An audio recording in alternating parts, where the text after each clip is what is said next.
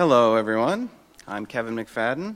I'd like to welcome you on behalf of the Virginia Foundation for the Humanities to the 21st Annual Virginia Festival of the Book. Just a few reminders before we start. Cell phones, this is a good time to use that little button on the side and turn it to something quieter than a ringtone. If you'd like to tweet about this event, you can do that at hashtag VABook2015. If you don't know how to do that, maybe there are some folks from Miller School of Albemarle around. Miller School is a sponsor of this event, so we want to thank them for helping to make this possible. They help us all year long. And also we want to thank UVA Lifetime Learning.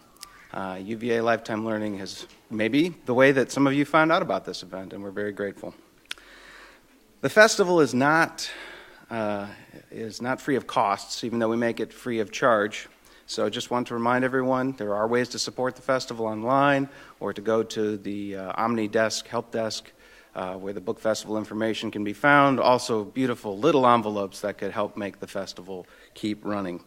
Another way to do that are the evaluation forms that the volunteers have passed out to you. So if you would just take a moment or two at the end of the program, fill those out, that helps a lot. We will have Q&A at the end of the program. We'll save some time for that. And there will be a book sale immediately following the event. Our event is to hear from Steve Cushman and Ron Smith, a poetry event. We'll start with Steve.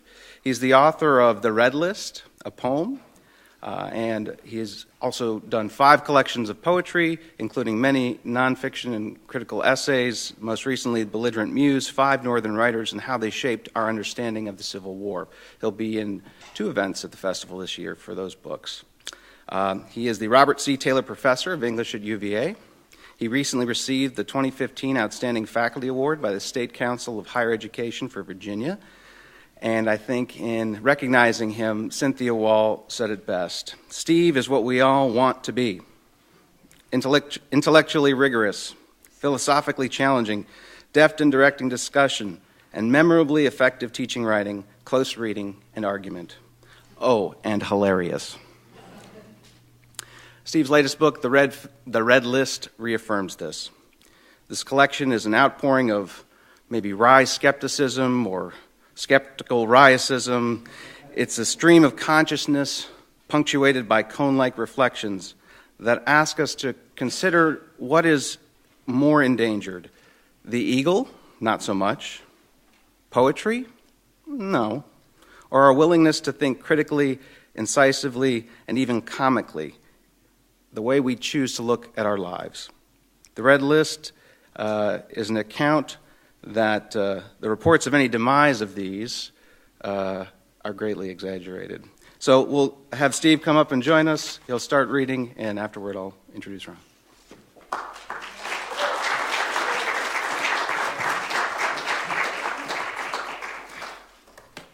Thank you very much. Thank you, everybody, for coming. There's a big clock right here that has not been adjusted to daylight savings time, but it's close enough, and I've been told to go for about 20 minutes. So if I go over, it will just be because I can no longer see, because this is so big. And I very much hope that you are Twitter tagging or hashing or whatever it is that you're supposed to be doing about this event. And we'll talk a little bit about that in the course of the poem. So here's the thing.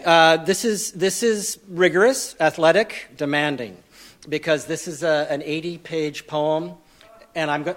See, there you go, right? She can't wait. She can't wait. The door's open. It's an 80-page poem, and I'm going to get it all in 20 minutes. No, what's going to happen is, look, there is somebody leaving. What's going to happen is it's one of these things. It's basically dip in anywhere and dip out. I'll give you a survival guide. Hello, gentlemen. It's nice to see you again. I just met these gentlemen in Cuba last week. Yes.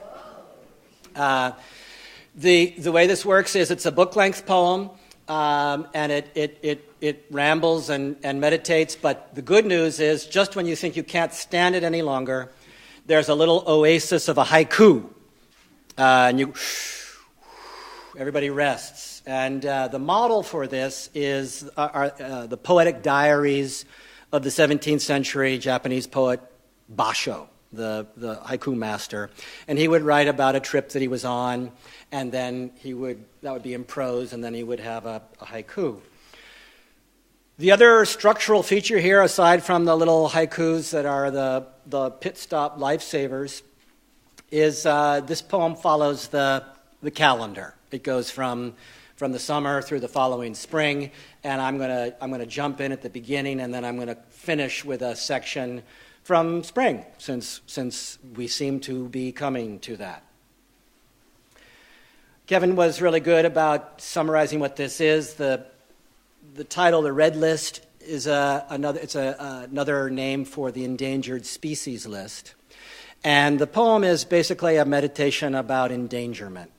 And it begins with thinking about the eagle, the bald eagle, which was on the verge of extinction back in the late 60s because of DDT. Remember Rachel Carson and Silent Spring. The eagle has recovered and rebounded, I'm happy to say, and that paradigm of endangerment and then rebounding is really what the poem's interested in. Ultimately, it's interested, I hope, in a lot of different kinds of endangerment, which would include social endangerment, economic endangerment, environmental, perhaps spiritual, and also at the center of this poem is a real concern for our young people, because it seems to me they are up against some challenges that are daunting. So here we go. Fasten on. There will be moments of respiration. This is the beginning of the poem. Endangerment's foreplay en route to extinction, often, but not always. Ask the bald eagle, ridiculous nickname for that elegant hood rhymed with its tail, a match set distinctive against distant spruce, white as the transit of pre-dawn Jupiter's superheated drop soldering sky plates to cement a meridian. Ask the white hoods about last-minute comebacks, all but erased by really fine pesticide, but now off the red list, and suddenly nemesis to the gull population, herring or black-backed, whose chicks make good snacks during long days of fishing. Eagles increase, local gulls dwindle, till one day, who knows, seeing an eagle skim low overhead, no bigger deal than seeing a crow. So what? Who cares? The national bird, as in, permit me to flip you the. Move forward as the way opens, but will the way open? Will the endangerments prove passing fronts, slow moving, stalled seeming for months, even years, but in the end ushering in survival's high pressure? Or is this the one there's no coming back from? And what kind of danger? The one of tonight they'll drag me away, my remains in a pile of anonymous others, or that of believing I have no connection with someone who's, what? Fill in the blank. Male to my female, old to my young, light to my dark. Connection. Praise connection. I'm always connected, says Hannah, 13, and there's more life online than for those who are off, who don't have a life or really exist. Tell it, little sister. Whatever one thinks of eagles and Jupiter in a parallel universe where nothing plugs in, the urge to exist engines most urges from the gull and the eagle all the way up to you who discriminate between mere existence and really existing. No exception made, even for the urge, when existence gets sickening, to endanger oneself. Haiku. The national bird, Washington's white monument, has closed for a crack.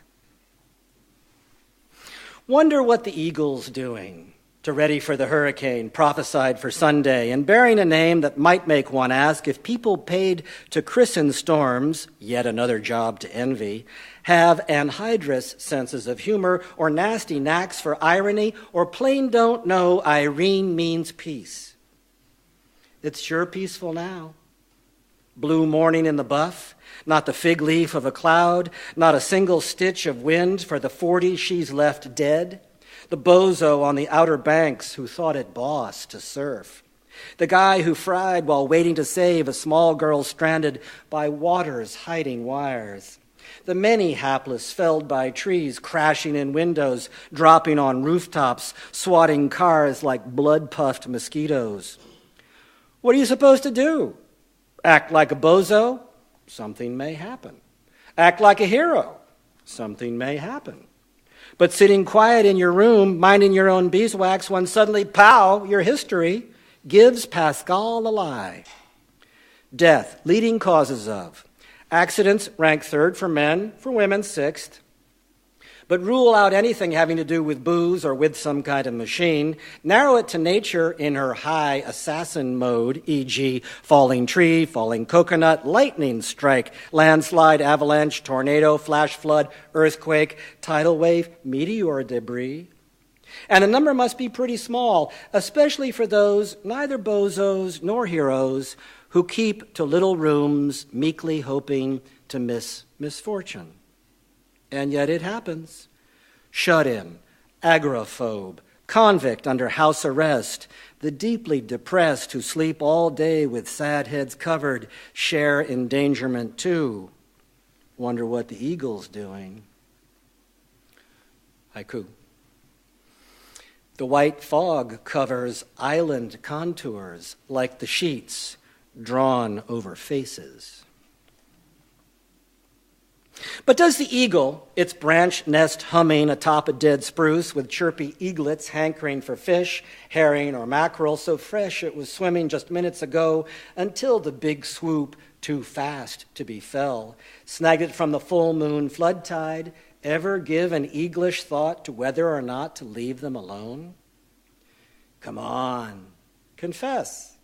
If you're an eagle, you rank pretty high on the shoreline food chain and don't worry much about ending up as somebody's lunch. And who could manage to raid that nest, weighing in at a metric ton when adults usually guard it? But one of the parents could up and die, and then the survivor would be in a bind, having to exit to bring home the mackerel while Junior's defenseless, helpless, endangered. Yellow-haired boy, arms to the sky, in yellow fall light, chasing to catch yellow leaves flying. I remember saying, "You will remember this." Now I remember this. So many mysteries, no wonder some like detective fiction. Solutions, comfort, especially when mysteries come with a copious side order of brain-dicing pain.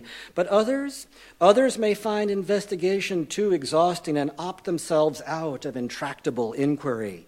When did this happen? Who did this to you? What do you remember? Maybe it's better to kill the day in bed, skip the medication, say you've been robbed of a certain kind of life, one that sadness doesn't disfigure and force underground, out of the light of others' attentions, out of the headlines, the prizes, the raises, the perks of looking good or doing well.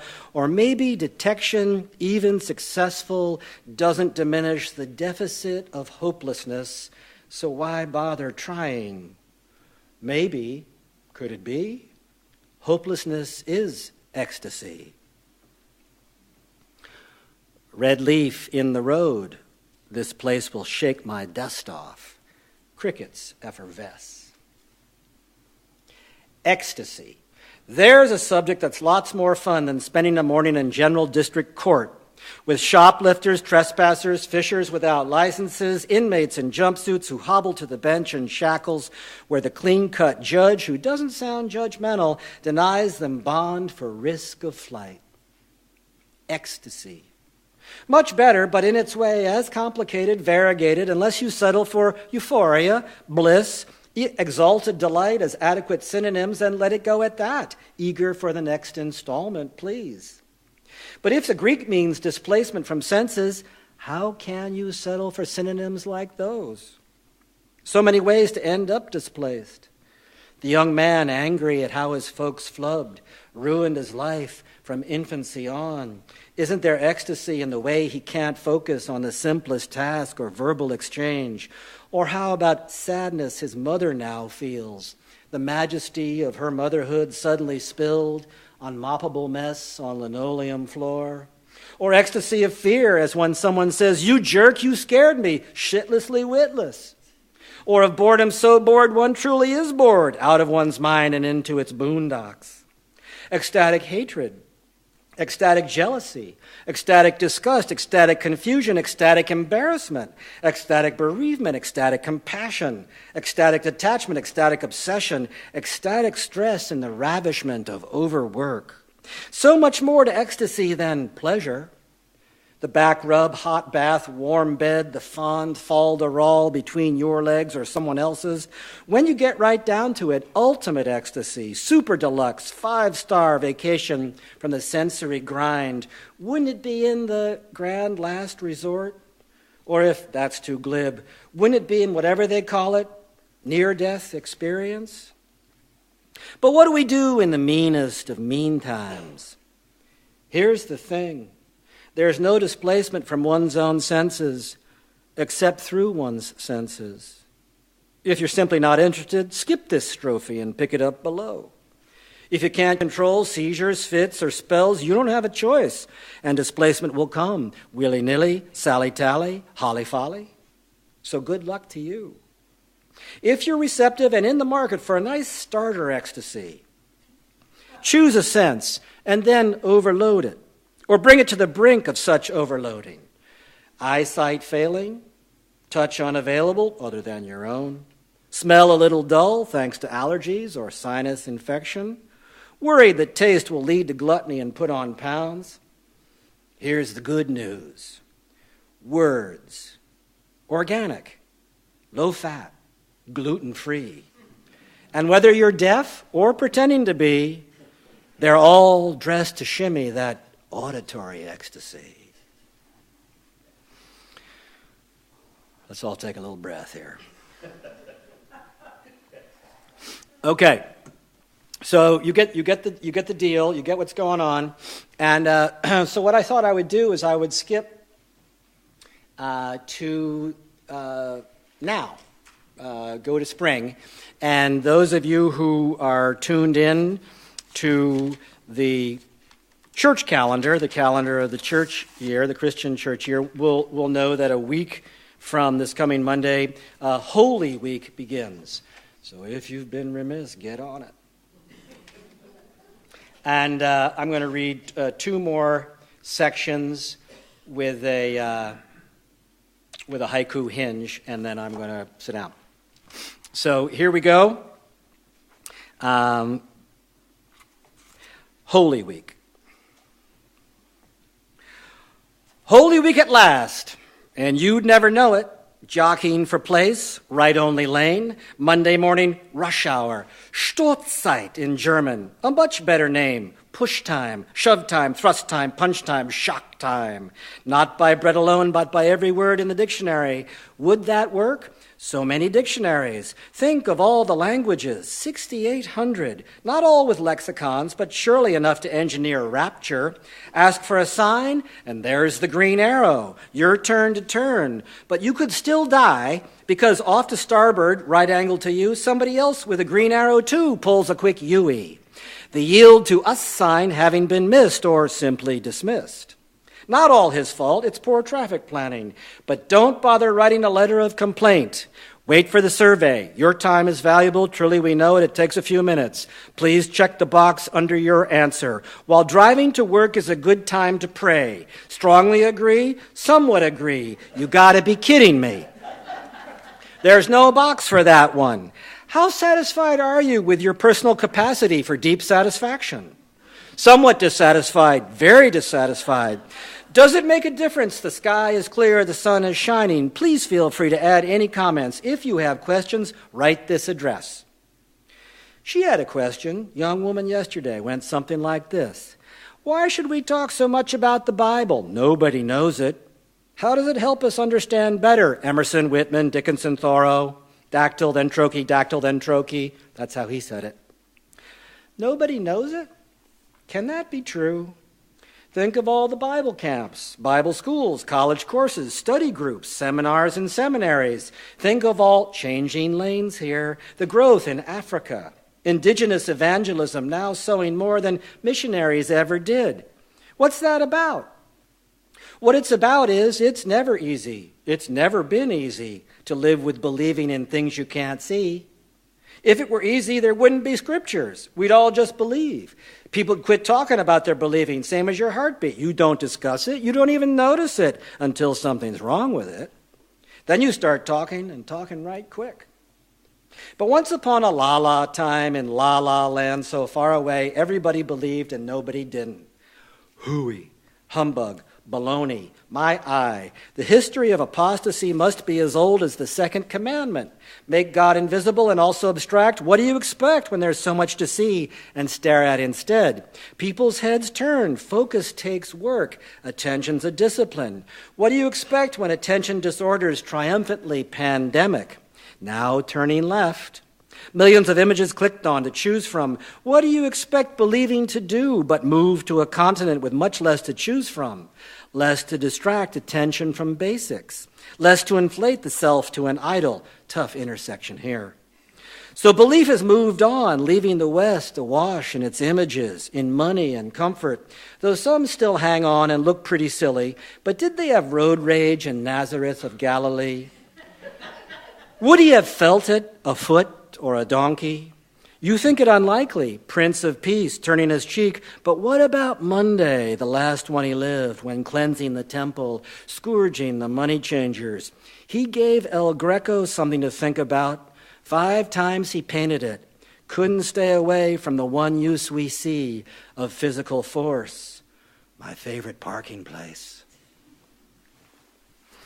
Flowering dogwood. For a tree that God stunted, you look pretty good. Last call, last chance, last will and testament, last of the big spenders, famous last words. How about their weather? 79 degrees, sunny and warm, 51% humidity, wind from the west, 10 miles per hour, no chance of rain today, tonight, tomorrow, day after. Last of the Mohicans, last year at Marienbad, last train to Clarksville, last one in's a rotten egg. People talk of climate change in Palestine, how it used to be greener. When a tree falls in deforestation with no one there to hear it, does it still yell, last gasp, last rites? It can't last much longer.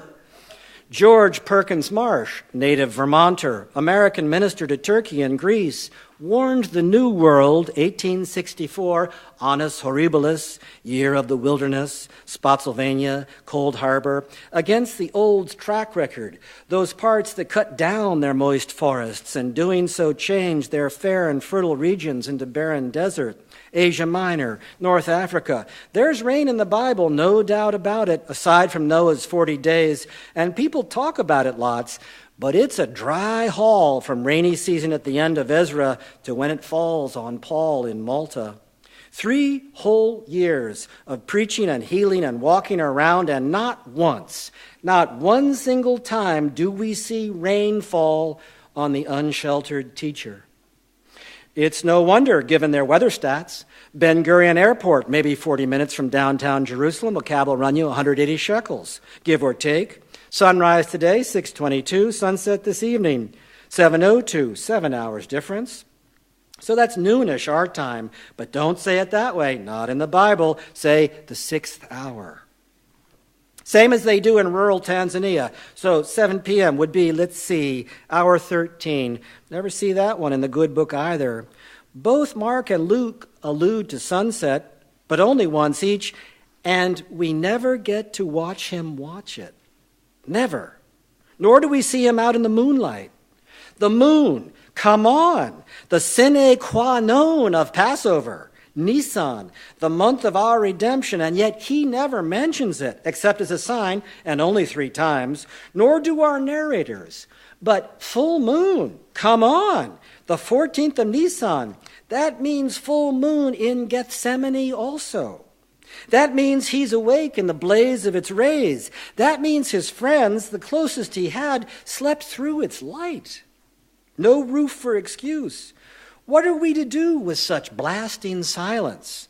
How do we read in the maze of that muteness? Wycliffe, Tyndale, Coverdale, others, oh yes, the King Jamesers, give us the chance to read for ourselves, but how do we go about the blank parts in which we're illiterate? Whatever's hushed up, still Greek to us. Read all the words however you have to, literal, figurative, or move to a view beyond that distinction.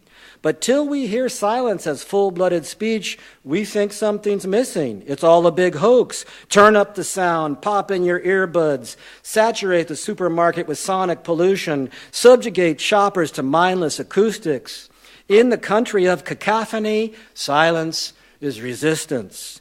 Closing in on noon here, sunset in Jerusalem, last straw, last ditch, last minute, last supper.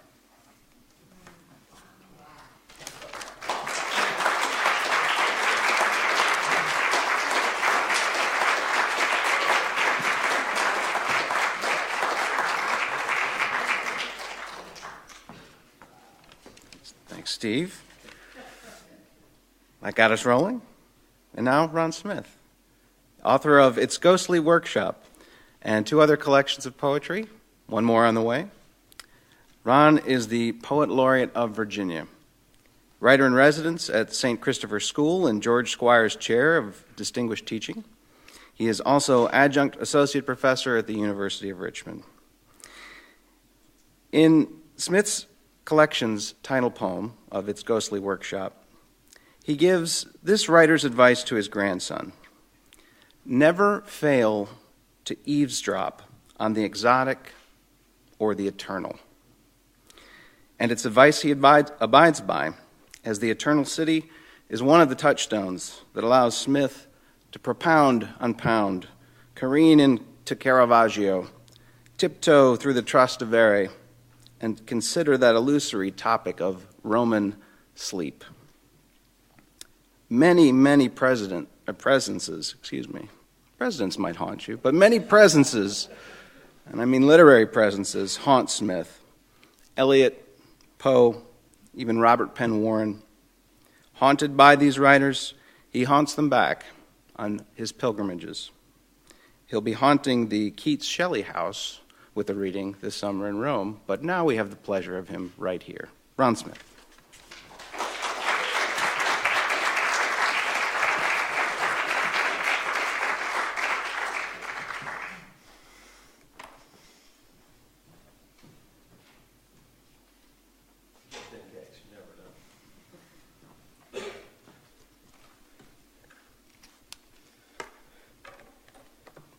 I'm going to be reading exclusively from It's Ghostly Workshop.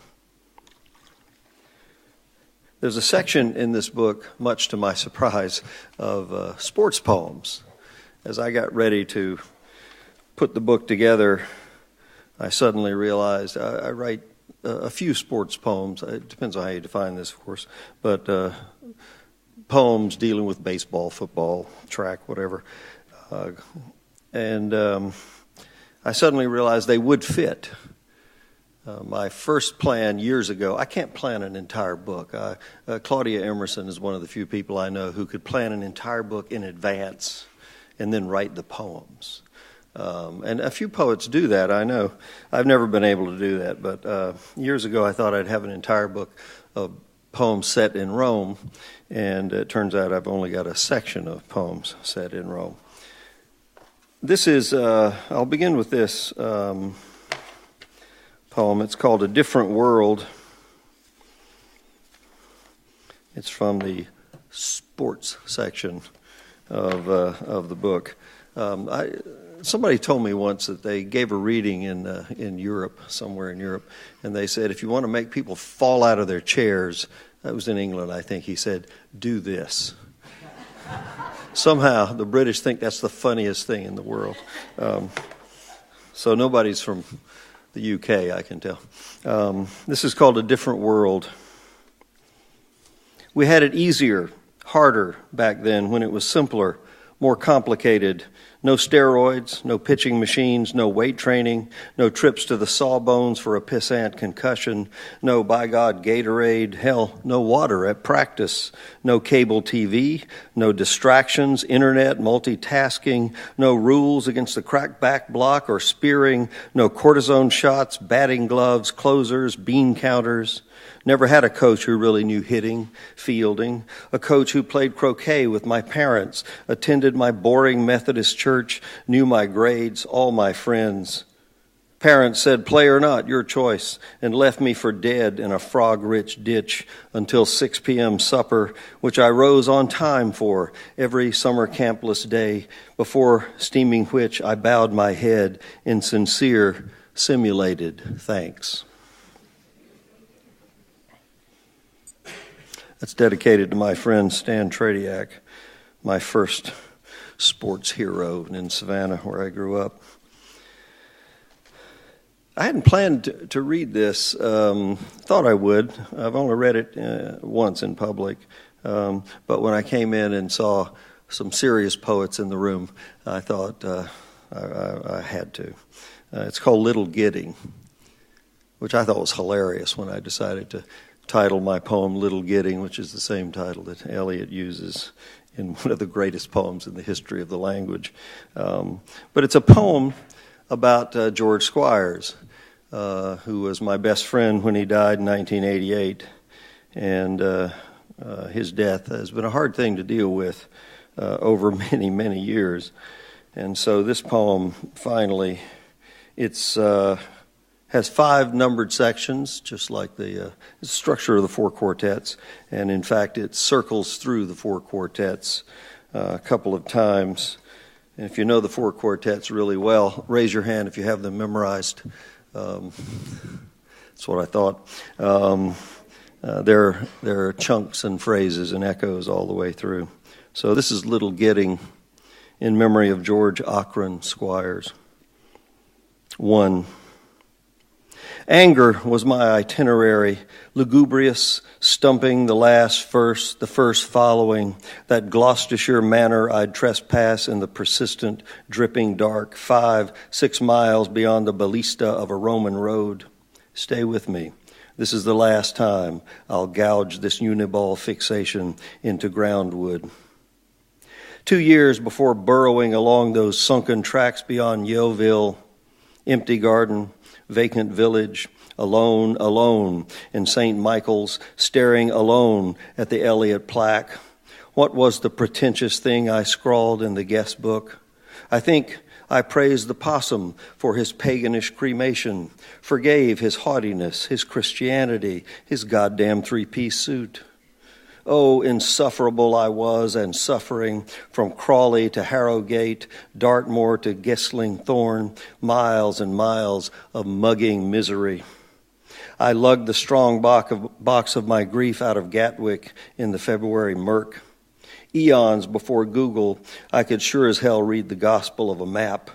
Little G, divined between the grate and the steeple, those 2 marked where the 3rd was hidden. The M1 to Alconbury, then down the rough road, looking for a sign. 2. I had a clutch of pitiful jokes. Burnt nothing, East Croker, a little giddy. Twisting loony was I, crashing the rental at a roundabout in Yorkshire, where I went to pester with my sensitive insensitivity more of the literary dead. Stranded in my birth month, darkest time of the year, cut off from my poems, ice flaming in my chest, carrying my best friend's ashes in Ziploc bags. How well that deader man guided me past the pigsty to the dull facade. Did I go inside? Nothing in my head, nothing.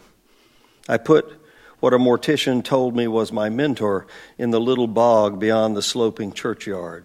Dead water, a tiny dismal swamp, gray-white powder, bone gravel. 3. It had happened nearly a year before, the week of his, can you believe it, retirement party. He's dead, I said to the upstairs neighbor, his mouth open as if to sing, a big black comma to his ear. that flinchy fellow who told the receiver with a communal precision I admired even then, not "he's dead" or "I'm told he's dead," but "we think he's dead." The body groaned when I pulled its shoulder, cheek adhering to a puddle of syrup, emptied of his poetry. He'd like my thinking that. What was that putrid sweetness? Such a small man in the late morning sunlight, the window a glare that was blindness. Not even my dead mother has stepped outside my dreams, but George came once, only once, my life's only ghost. I looked up from a book I've forgotten completely, and there he was, 2 strides away in the middle of the den, frowning, his lazy eye accusing. I had nothing to be ashamed of, a phone call forgotten, a slight slipping. I knew as I took him in he wasn't there, grafted from guilt, woven of wonder. I have never feared my own mind. 4. The shrink smiled. "Why do you want to believe that? What exactly is it you shrink?" I spat. He was lonely and he died. How can the heart of England be the end of the earth? Such silence in the brown fields, in my scoured head. A lifetime later, I drive my wife there, but everything's different. I'm different. I'm not dead. Hedgerows flourish and the narrow ways are smooth. We have tea with a clucking lady who knows some people we know in Richmond. Fancy that. And biscuits. So, I saw Farrar's stone table for all the world like a pagan altar before its tiny temple, and the bog and the bone chips and the talc floating like a spirit.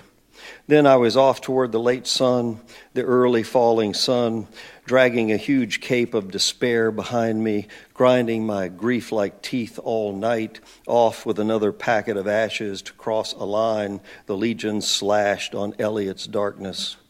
Always lurching off after coffee, improvising, doubling back, up to the Brontes boneyard, down to Tintagel, nothing but a sea-thrashed rock for tourists to snap. When I wasn't a leaking corpse, I was a knot of thorny fire. 5. Therapy, irony, homage, mockery, masochism.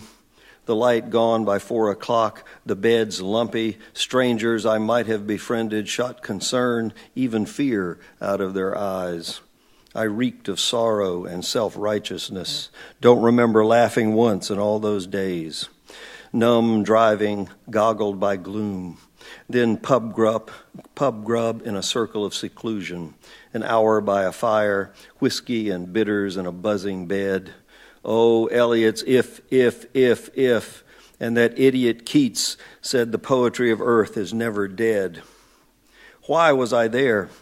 What did I do? I verified modernism's mimesis.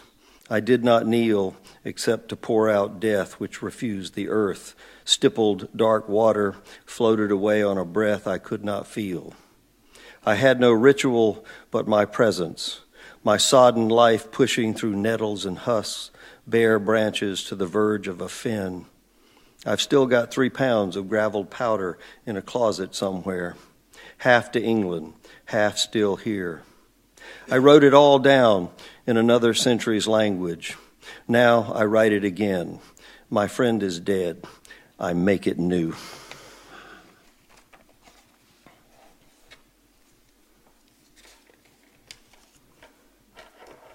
This one's called Supermoon.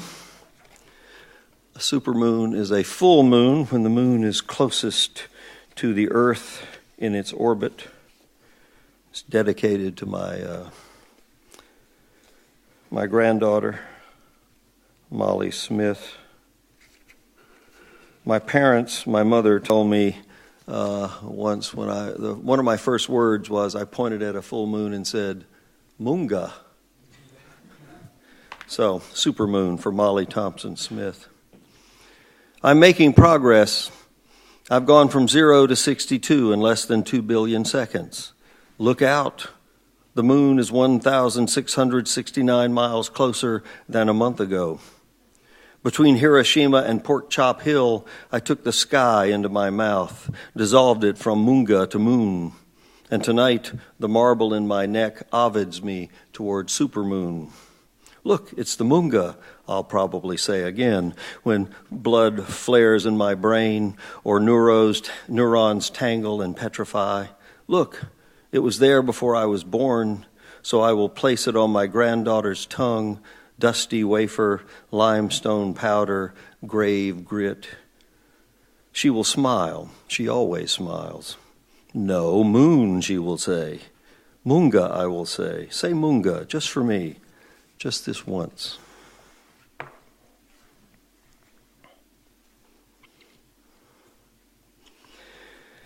Yes, there's a section of Rome poems. This poem is my attempt to capture what it's like to be an American just off the airplane, still badly jet-lagged in that incredible, overwhelming, sensory overload place. It's called The Rewiring. When I finished it, I was in Rome, and I had to give a reading that night, and I said to my wife, I'm going to read this poem to the Romans. And she said, great. And I said, no, you don't understand. They may hate this poem. They liked it, actually. They said they did, anyway. The Rewiring. Clattering zing of a tram, motorino flash and growl, exhaust and garlic gust, sweat tang, urine and bread on the breeze, and the sweet grief of a tarnished saxophone, accordion's tattered wheeze, booming noon quake of Janiculo cannon and bells, all the push and babble shriek, all the duets of greeting, market haggle, flawless sybaritic clusters of grapes, pomodori, all the cat stretch chows, and the perfect stiletto posture clicking the heaving cobbles that leave you wobbling past a gallows of salami, a fish school of bananas, over the walled-in, restless, resentful river, imperial jags and jumbles through ringing rills of sunlight spray-bounced into fountain, showered, veiled over marble muscle, so much texture, so much color, so much. Rome fancies your every puritanical, carnal inch, rewires you, viruses you, rushes you with visionary blazes, cascades of memory, incandescent logic. Everything you've ever read, beheld, conceived, foreseen comes at you from the battered flutes of a fallen column, the haughty toss of a handsome head, the cunning theatrical stoop of a beggar, flaking paint, abundant, verdant balcony. And here's the soaring, vain intimidation of the circus side of the Palatine, the shaped green absence at its feet, hauling eyesight out of your head like harpoon rope, like fireworks. How can you see for all this seeing? Already you need the nap that's 5 weeks in the future. Stop. Light crumbles against the faceless faces of the Tiber Island herms. Here, touch their chalky cheeks, touch them. Catullus may have, and Claudia, Cicero, Ovid, Cleopatra, Anna Magnani. But Roma shoulders you on, pulls and jostles you, courses through the chords and channels of your sagging, aching body with all the bewildering intensities of childhood and sex, searing awareness of eternity's turbulence, irrevocable change, heartless, yes, heartless, continual renewal.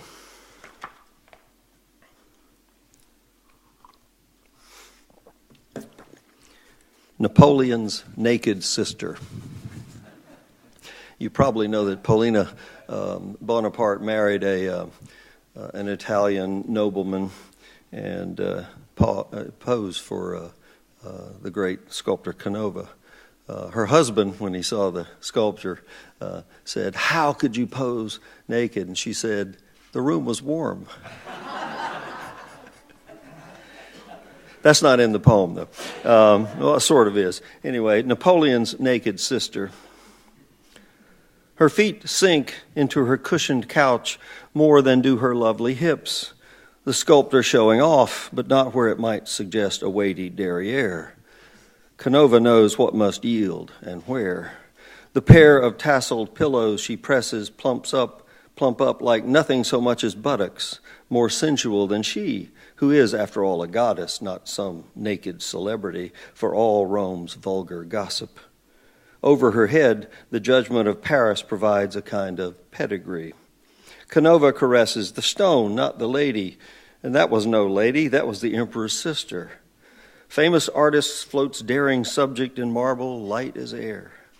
You are to admire what he's done, not serene reclining. She, even genius that he is, her divine aristocratic hair drilled so delicately.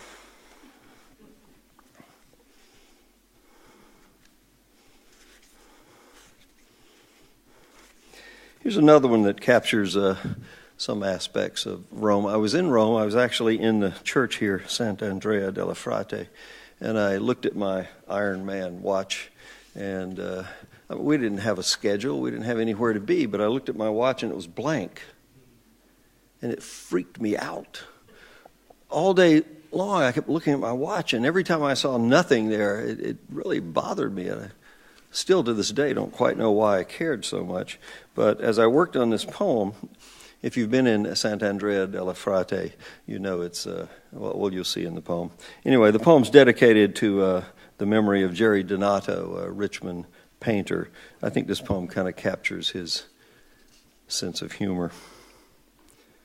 You're sick of Correggios crowding the permanent collections, crashing Bassano's Ultima Cena with its funny, sleepy, drunk apostles. You look down at your reliable wrist, and there's nothing. Fog bank, niente, nada, zip. Where your pulse beats, there it is, the void. It's time to look wildly around, beetling Berninis, mammoth marbles. You're squeezed by grotesquely sweet angels. Have you drifted into Sant'Andrea della Frate, where the kitsch shall be with you always? Doubt not, pilgrim, but poke your finger through the stone spectacles on this padre's cold face. A dozen placid profiles mesmerized by a Tiepolode Madonna are watching as if she were dancing. Something in your head or heart or optic nerves on the fritz. The virgins flanked by the Jew who rose a Christian right there, and the priest who will never need an eye chart again. A pretty nun in a Christ habit, the color of putty, takes the vases away, brings them back full of plastic lilies. The seated faithful still don't turn their eyes toward the living. You snap discreetly the evidence, then wait in the cloister to see if the one guidebook can possibly be right, the one that claims Borromini's campanile rotates when it rings. Doric silence marches round you. Noon has come and gone, it must have, but the bells hold their ponderous tongues. You plunge out into the searing light, your Iron Man swimming before your eyes. It's still blank o'clock, and nothing will ever happen again. Last poem, the title poem, It's Ghostly Workshop. It was published in Blackbird magazine under the title Advice to My Grandson, which might be the worst title imaginable, I don't know. This poem was fun for me to write because I broke a number of my own rules. One was don't write abstract idea poems. Another one was never give people advice in a poem. So part of the perverse fun was doing all those things. It's Ghostly Workshop, Advice to My Grandson. At the very end, and the last thing in the book is the dedication to him. And it says, for Russell Bird Whistle Chad Smith. He's collected a lot of nicknames in his life. He had friends who couldn't say Russell at one point. They said Whistle, so that's one of his names. And he was born during the time of the hanging Chads. So my father always called him Chad. So it's Ghostly Workshop, Advice to My Grandson. Remember the memorable and let the rest go. Of course, some part of everything is memorable. Savor the detail and the barbarous language it insists on speaking. Befriend all words. Never fail to eavesdrop on the exotic or the eternal. Force conversation with the transient. Son, you can always spare a dime. Every now and then, empty what we are pleased to call your mind. Let a cool wind blow through. Seal it with solitude, open it to featureless horizons. Yes, a Roman cistern or flat ocean where no one, not even you, exists. A long walk on an abandoned railroad track can do the trick. It goes without saying you must keep your mouth shut and always go alone. Call it meditation if you like. Entertainment? Never mindless entertainment, a form of desperation, highly addictive. Let all your entertainment be mindful. Monitor cumulus crossing the blue, now Australia to Iceland, now Rushmore to Matterhorn. Study the sky a little each day, and yes, often at night, but ignoring constellations if you can, making your own and sweeping them away like sand painting. Better star and stark nothing than centaurs and liars. Never take the image of a thing for the thing. Photo for face, landscape for the land. Remember always that perception is more than half creation. The mind's no projection screen, transforms what it receives, shuffles what's transformed, makes of sunlight and synapse what the eye has no rod, no cone to encounter. That plain vision is visionary. Too much time on your hands is the mantra of the miserable. Shun such judges. Kill cliches in their cradles, they grow to monsters. Let others think outside the box they have hammered for themselves. Build no box to begin with. Know what everyone knows is not knowledge, but preference of belief. No more the truth than the shade is the shade tree. Observe how abstractions self-assemble to frame and shingle what the frightened head thinks it needs for shelter. Have faith in the truth and its hermitage, its ghostly workshop. Close your mind like a hand on the handle of each handy fact, but never forget an occupied hand can't grasp the new. Don't wheel too long nor grip too hard what you take for truth. Be always prepared to let it go. Let it go. Thank you.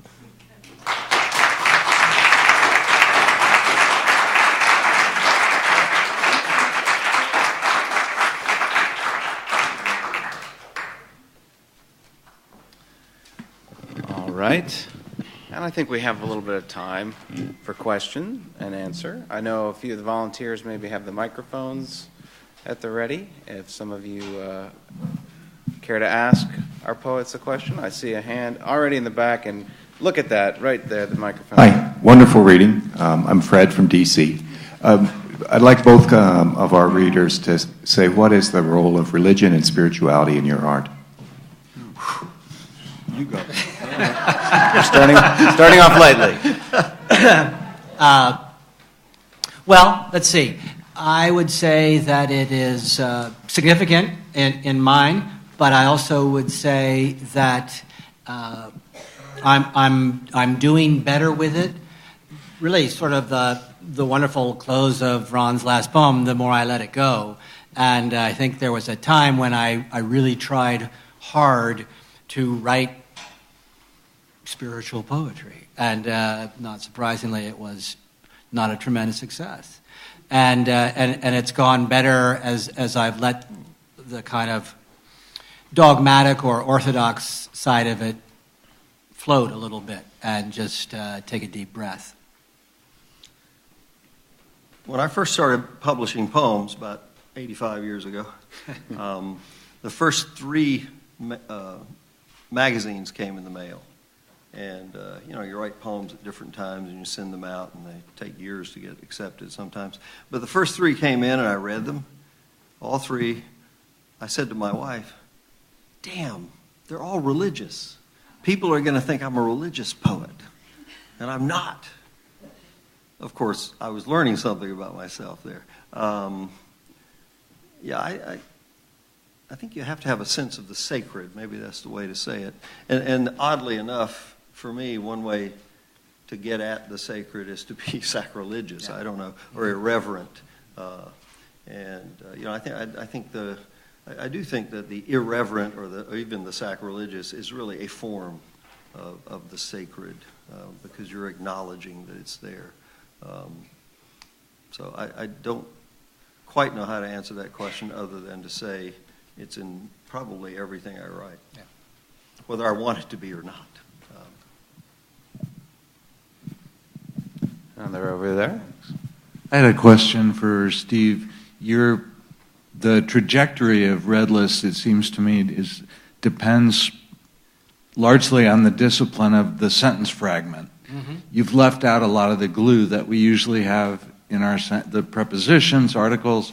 How do you see that resonating with the theme of endangerment? Nice. Yeah, I mean, basically it's an English professor's revenge on grammar in a lot of ways. What I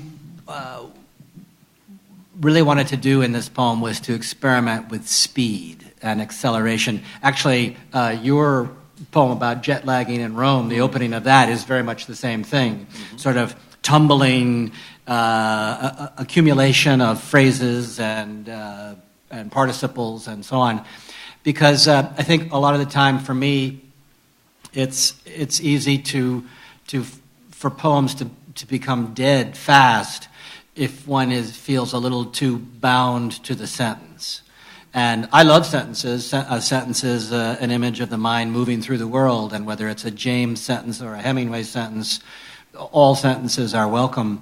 But I think to answer your question as directly as I can, what I wanted to do in that poem was to try to enter into a state of emergency, and where, you know, that feeling of 911, you got to grab fast. Your house is on fire. What are you going to take out? And so that was the discipline, is really how much could I leave out? And I found out, how shameful I can leave most of what I usually include out, and things will move along a little more briskly.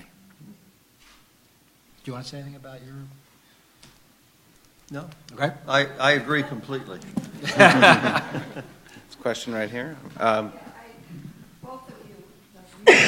Just a second. We're gonna amplify you. Yeah. We'll hear it. Okay. Both of you read your poetry with such wonderful expression. I wondered, however, if, for example, your poems, whether anyone else could read them in the way that you wrote them, because there was a lot of style, a lot of stopping, a lot of abrupt, which was crucial to the poem. Well, that's actually a really great question. I hadn't really thought about it. I feel that I could have read maybe half to 2/3 of your poems, not as well as you, but I could have. But there were moments where I definitely couldn't have, because clearly you were there was some signature moment or some idiosyncrasy that was going on. And I think that actually there is a higher proportion of that. You could probably read the haikus, right? but the other thing was, again, this feeling of speed and slight right on the verge of losing control. And the only punctuation mark really, is the comma, and I think that it would be. Sometimes it's hard for me to read. I had to look at it last night just to make sure. Oh, yeah, this is how this goes.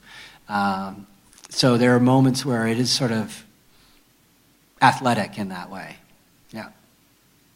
Yeah.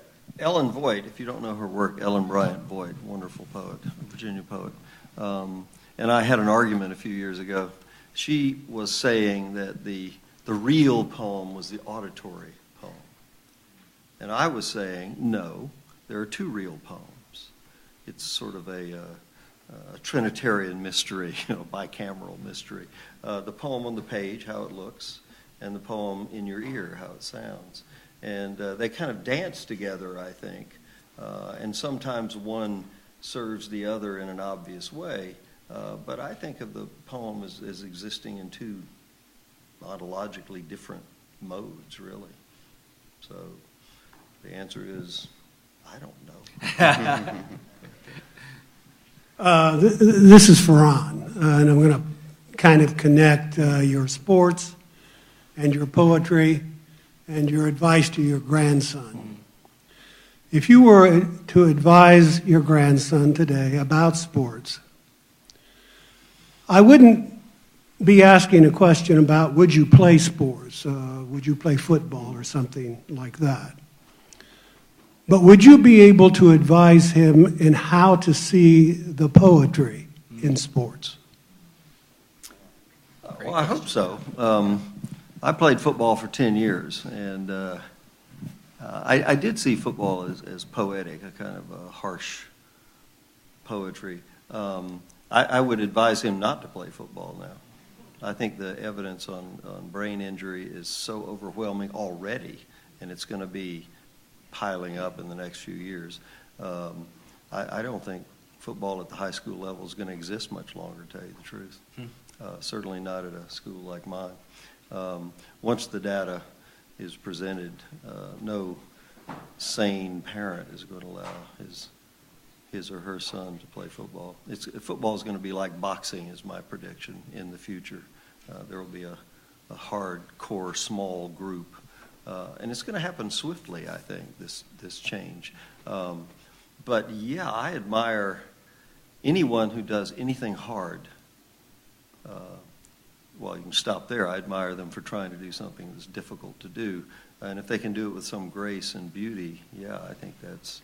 I love sports, but I hate the professionalization of sports that has happened in the last 20, 30 years. College football is professional football. Let's be honest about that. And that's not necessarily good. In fact, it's mostly bad. Did that answer your question? Yeah. It's on the red list, as I think.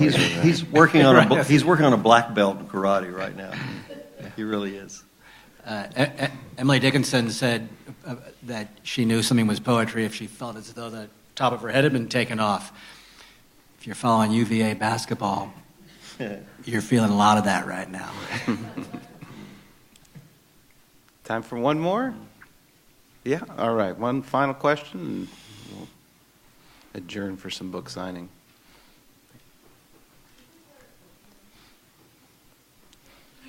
This is for, hello. This is for Ron. I was just wondering, it seemed like most of your poems were dedicated to a certain person, or you had a certain person in mind. I was just wondering if a lot of your poems are like that, and if you find having a certain person in mind while you're writing it aids your creative process. One of the things I think is really important for poets is to remember you're writing for at least one reader. At least one. So early in working on a poem, usually I'm thinking of a kind of ideal reader. I'm pitching to somebody who's going to catch. I'm not writing for myself. I mean, if the rule is omit needless words, I don't need to tell myself things. I know them, right? So I'm writing for at least one reader. And in this book, there are more. Somebody said to me, and I think he meant it as a criticism, I've never seen a book with this many dedications before. And I said, I know. That's actually intentional as part of the aesthetic design of the book. I wanted to multiply characters. There are a lot of characters in the poems. And then I realized somewhere along the way that I could add a whole new layer of characters by making more and more dedications. And I wanted to, mention people who have helped me with my work and my life. But that's the poems aren't necessarily addressed to the people they're dedicated to. But every poem is addressed to somebody, at least maybe an imaginary reader. What about you? Well, I mean, in the case of your wonderful elegy for your friend, I mean, he's crucial to that poem, but he's not reading it. No, I'd like to think that he would be a good reader of that poem. Well, I was going to ask you that actually. Was he a reader of Eliot? Was that what? Oh yes, yeah, yes. Okay. And in fact, I did literally take his ashes to places that meant a great deal to him, and so he's scattered all over the world, and I've still got some. So who knows where he's going to end up? Well, great. Thank you very much. We'd love to see some of these books go home with you. Yeah? Do you teach creative writing? Is that I do teach creative writing. No, I teach all kinds of stuff. Yeah. Thanks, Ron. Thanks, Steve. Before you go, there is a drawing that we'll hold. Great. Some of you might have already won. I really enjoyed that a lot. I enjoyed that a lot. All right, we're going to have that drawing. Yeah, I thought people. Prize pack of 2 of Stephen's books go to Zach Luddington. Possession of that, and and she won't. Zach. There it is. There he is. She's And afraid one of I'll Ron's scam it books? all, I think. To M. Scully. M. Scully, I'll find you. All right. Thanks, readers. Yeah, thank you very much. They'll be right up here. Come see them, grab a book, get it signed.